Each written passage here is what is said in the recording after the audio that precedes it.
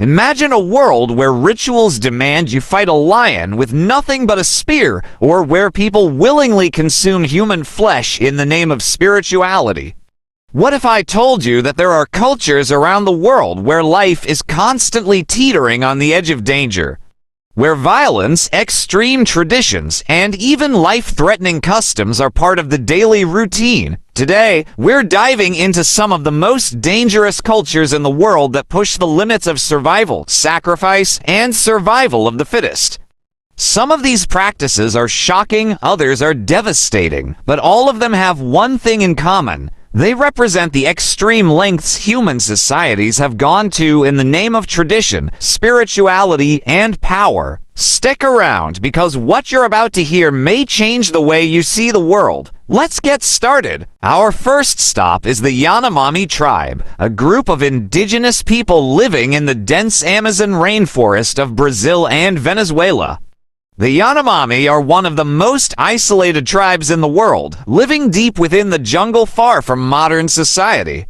But the isolation doesn't mean that their way of life is without danger. Far from it. The Yanomami are known for their violent tribal wars, which are often fought for reasons ranging from vengeance to territorial disputes. These conflicts can be brutal, with entire villages waging war on each other.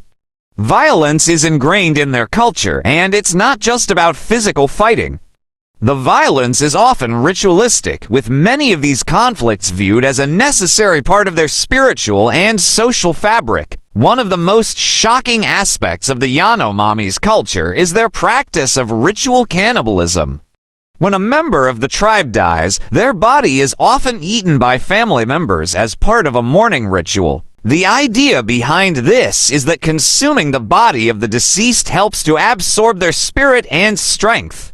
While this practice has been controversial, it's deeply rooted in their belief system, and it's a dangerous ritual that involves the physical risks of disease transmission and emotional trauma. The Yanomami's way of life is also at constant risk due to disease.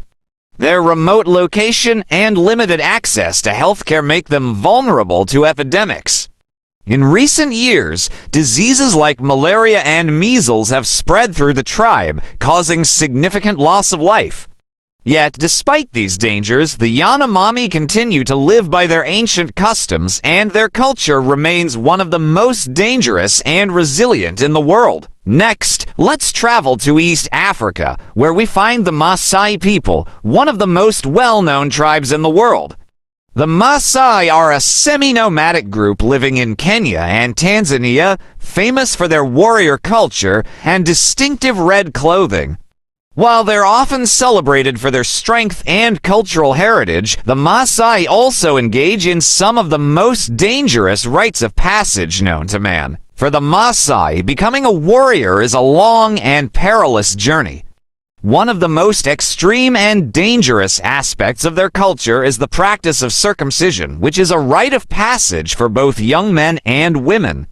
Male circumcision, which is typically performed without anesthesia, marks the transition from boyhood to manhood. The pain and risk of infection are severe, and this practice is often performed in remote villages with limited access to medical care. But it's not just circumcision that makes the Maasai culture dangerous. Male warriors must also undergo rigorous training, which includes learning how to hunt, fight, and survive in the wild. One of the most infamous practices is the lion hunt. In the past, young Maasai men were expected to prove their bravery by hunting and killing a lion with nothing but a spear. While this practice has diminished in recent years due to conservation efforts, it still remains a symbol of strength and courage in Maasai culture. The Maasai also practice female genital mutilation, FGM, a deeply controversial and dangerous practice that involves the removal of part or all of the female genitalia. Despite being illegal in many countries, FGM still persists in certain Maasai communities, leading to serious health complications for women, including infection, childbirth complications, and psychological trauma. Now, we move to India, where the practice of asceticism is taken to extreme levels by the sadist Hindu monks who renounce worldly pleasures in search of spiritual enlightenment. While many sadhus live peaceful lives dedicated to meditation and prayer, some engage in extreme self-mortification as a form of spiritual purification. One of the most dangerous practices among certain sadhus is the standing on one leg for years. This practice, called tapasya, is intended to show devotion to God and is believed to help the practitioner transcend the physical world. Some sadhus will also engage in self-inflicted pain by piercing their skin with metal hooks or walking on burning coals. These acts of self-harm are meant to demonstrate control over the body and to purify the soul. While these rituals are rooted in deep spiritual beliefs, the physical risks are immense. The long-term damage to the body can include permanent scarring, nerve damage, and infection, and in some cases, the practices have led to death. The willingness of the sadhus to endure such extreme pain highlights the lengths to which some individuals will go for spiritual enlightenment. Next, we encounter the Aghori, a sect of Hindu ascetics who are known for their extreme and shocking rituals. The Aghori are infamous for their willingness to engage in practices that many would consider taboo or unnatural in the name of spiritual enlightenment. Aghori sadhus often live near cremation grounds, where they meditate and perform rituals involving dead bodies.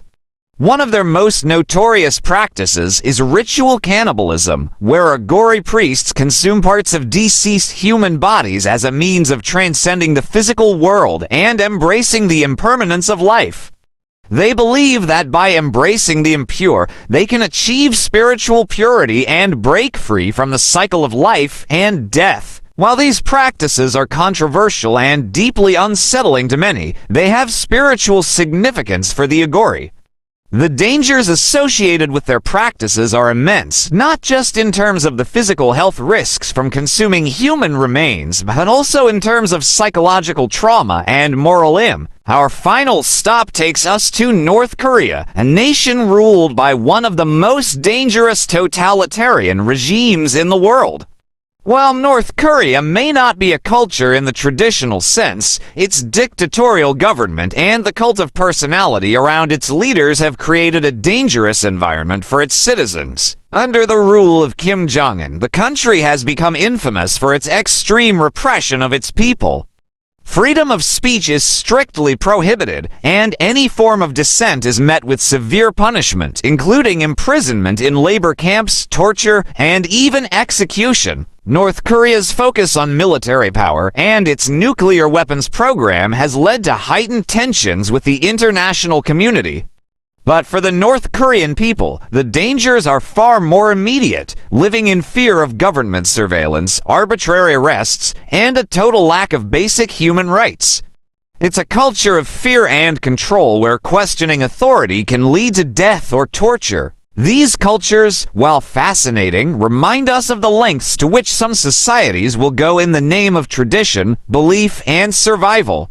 From violent tribal wars in the Amazon to extreme self-mutilation in India, these practices serve as a stark reminder of how dangerous certain customs can be. But it's also important to approach these cultures with respect and understanding, recognizing that these practices are often deeply intertwined with history, spirituality, and identity. These cultures may seem shocking to the outside world, but they are a testament to human resilience and belief. If you found this video eye-opening, don't forget to hit that like button, subscribe to the channel, and leave a comment below. Which of these cultures shocked you the most? Let's talk about it in the comments.